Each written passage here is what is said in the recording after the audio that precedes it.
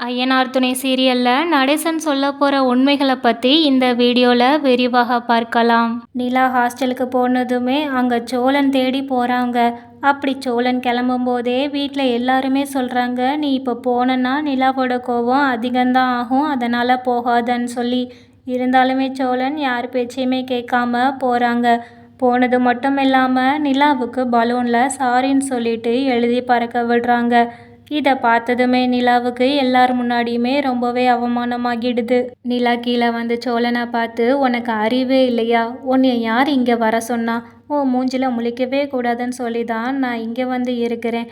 ஆனால் நீ இங்கேயும் வந்து என்னை டார்ச்சர் பண்ணுற, தயவு செஞ்சு நீ இங்கேருந்து போயிருன்னு சொல்லிட்டு நிலா விரட்டாத குறையா சோழனை போக சொல்கிறாங்க. சோழனுமே என்னை மன்னிச்சிரு நிலா, என்னை மன்னிச்சிரு நிலான்னு கேட்டுகிட்டே இருக்கிறாங்க. ஆனால் அவங்க செஞ்சது மன்னிப்பு தகுந்த மாதிரி விஷயம் கிடையாது. அதனால் நிலா புரியுத மாதிரி, இதை பாருங்க சோழன், என்னால் உங்களை ஃபேஸ் பண்ண முடியலை. எனக்கு அதே மாதிரி அங்கே இனிமேல் இருக்கிறதுக்கு கொஞ்சம் பயமாகவும் இருக்குது. அதனால தான் இங்கே வந்திருக்கேன். நீங்கள் தயவு செஞ்சு இங்கேருந்து கிளம்புங்க அப்படிங்கிறாங்க. ஆனாலுமே சோழன் புரிஞ்சுக்கிடாமல், என்னை மன்னிச்சிருங்க, நீங்கள் தயவு செஞ்சு வீட்டுக்கு வாங்கன்னு சொல்லி கூப்பிட்டுட்டே இருக்கிறாங்க. இதுக்கு மேலே நீங்கள் பேசுனீங்கன்னா நான் என்ன செய்வேன்னு தெரியாது. உனக்கு எத்தனை தடவை தான் சொல்ல, தயவு செஞ்சு நீ இங்கேருந்து கிளம்பி போ அப்படின்னு சொல்லிட்டு நிலா ரொம்பவே கோபமாக கத்துறாங்க. இதை அங்கே இருக்க எல்லா பொண்ணுங்களும் பார்க்க தான் செய்கிறாங்க. சோழன் சொல்கிறாங்க, நான் செஞ்சது எல்லாமே தப்பு தான், நான் இந்த மாதிரி குடிச்சிட்டு உங்கள் ரூம்குள்ளே வந்துடக்கூடாது அப்படின்னு சொல்லிட்டு எல்லாத்தையுமே சொல்லி பேசிக்கிட்டு இருக்காங்க. இதை எல்லா பொண்ணுங்களும் கவனிக்க தான் செய்கிறாங்க. அந்த இடத்துல நிலாவுக்கு இன்னுமே ரொம்பவே அவமானமாகுது. அதனால் நிலா, தயவு செஞ்சு நீ போறியா, இல்லை உனக்கு என் செருப்பால் அடி வேணுமா அப்படின்னு சொல்லிட்டு செருப்பை தூக்கி காமிக்கிறாங்க. இதை பார்த்ததும் தான் நம்ம சோழனுக்கு, நம்ம எவ்வளோ பெரிய தப்பு பண்ணிக்கிட்டே இருக்கோம் மேற்கொண்டுன்னு சொல்லிட்டு அவங்களுக்குமே ரொம்பவே அவமானமாகி அங்கேருந்து அழுதுகிட்டே போயிருந்தாங்க. நிலா தங்கியிருக்க இடம் நடேசனுக்கு தெரிஞ்சதுமே மறுநாள் காலையில் நிலா ஹாஸ்டல் முன்னாடி நடேசன் போய் நிற்கிறாங்க. வேலைக்கு கிளம்பி வெளியில் வந்த நிலா நடேசனை பார்க்குறாங்க. நீங்கள் எதுக்கு இங்கே வந்தீங்கப்பா, எப்படி இருக்கீங்கன்னு சொல்லிட்டு நல்லபடியாக தான் பேசுகிறாங்க நிலா. இந்த மாதிரி நீ நடந்தது எதுவுமே மனசில் வச்சுக்கிடாதம்மா, அவன் குடிச்சிருந்தான், அவன் தன்னெல்லாம் தெரியாமல் இந்த மாதிரி நடந்துக்கிட்டான் அப்படின்னு சொல்லி சமாதானப்படுத்துகிறாங்க. இதை கேட்டதுமே நிலா, உங்கள் பொண்ணாக இருந்தால் இந்த மாதிரி நடந்திருந்தா இதே மாதிரி நீங்கள் சமாதானப்படுத்துவீங்களா அப்படின்னு சொல்லி ஒரு கேள்வி கேட்குறாங்க.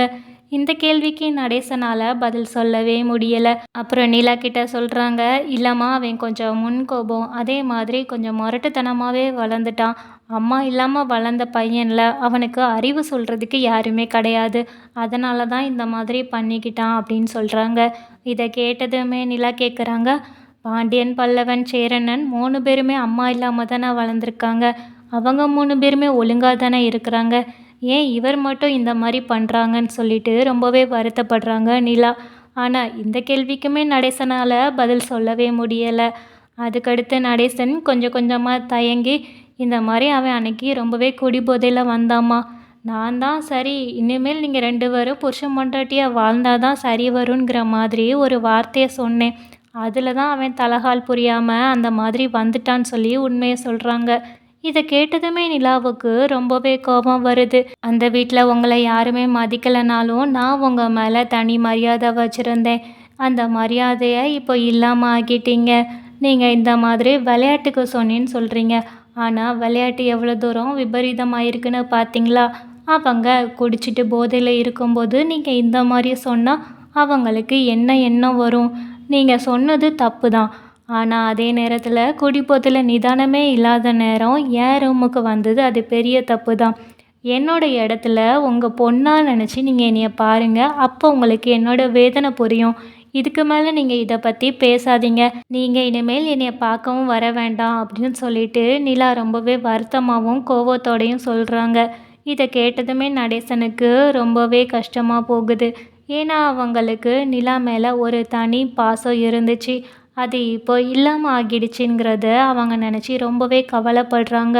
நடேசனுக்கு ரொம்பவே குற்ற உணர்ச்சியாக இருந்ததால தான் இதை எப்படியாவது நிலா கிட்ட சொல்லி ஆகணும்னு சொல்லி வந்து இந்த உண்மை எல்லாத்தையுமே சொல்லியிருந்தாங்க. நிலா வந்து இந்த உண்மை எல்லாமே வீட்டில் எல்லாருக்குமே தெரியுமான்னு சொல்லி கேட்குறாங்க. அதுக்கு நடேசனுமே இல்லை தெரியாது அப்படிங்கிறாங்க.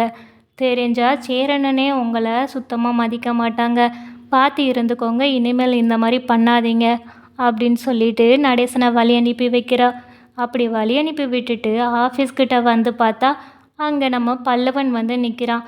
என்னடா காலையிலேயே வந்துட்ட, என்ன விஷயம், காலேஜ் போகலையா அப்படின்னு சொல்லி கேட்குறாங்க. இல்லை, நீ உங்களை பார்க்காம என்னால் இருக்க முடியல, அதான் பார்க்குறதுக்காக ஓடி வந்துட்டேன்னு சொல்கிறாங்க. உடனே நிலாவுமே, சரி பல்லவா, நீ காலேஜுக்கு டைம் ஆகிடும், நீ போயிட்டு வான்னு சொல்லி பஸ் ஸ்டாப் வரைக்கும் வந்து வழி அனுப்பி விடுறாங்க.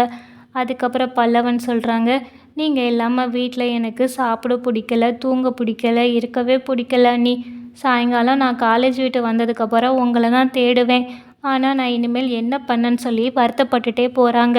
நிலாவுக்குமே பல்லவன் கூட பேசி சிரித்தது, பாண்டியன் கூட பேசினது, அதுக்கப்புறம் சேரனன் நம்ம நிலாவை எந்தளவுக்கு நல்லா பார்த்துக்கிட்டாங்க, எல்லாத்தையுமே நம்ம நிலா யோசித்து பார்த்துட்டு அவங்களுமே வருத்தப்பட்டுட்டே தான் போகிறாங்க.